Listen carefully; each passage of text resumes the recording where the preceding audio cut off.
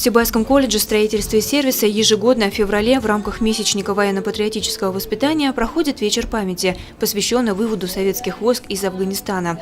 На встречу со студентами в этот день приходят воины-интернационалисты. Мы в свое время тоже учились в школе, и на встречи к нам приглашали участников Великой Отечественной войны. У них возраст был такой же сейчас, как вот сейчас у меня. Кому-то 40 лет, кому-то 45, кому-то 50, но они все были молоды, красивы, сильны, в полном расцвете сил и работали на благо нашей великой страны. Ветеранам боевых действий вспоминать о событиях, произошедших на афганской земле, нелегко. Необъявленная война длилась 9 лет, 1 месяц и 18 дней.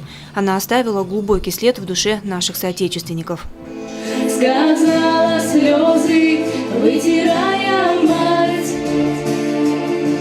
тебя, сыночек, мама будет ждать. Ты будь мужчиной, я тебя люблю, чтоб сохранил Всевышнего молю. Такие встречи стали для членов клуба воинов-интернационалистов традиционными.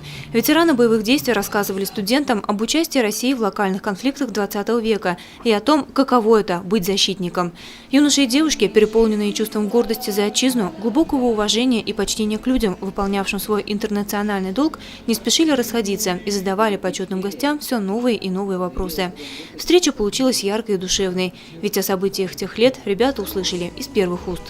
Сегодняшнее трогательное мероприятие, посвященное ко дню вывода войск с Афганистана, организатором которого является преподаватель спецдисциплин Александрова Вера Григорьевна, доказывает, что наши ребята, будущие защитники Родины, готовы защищать нашу страну.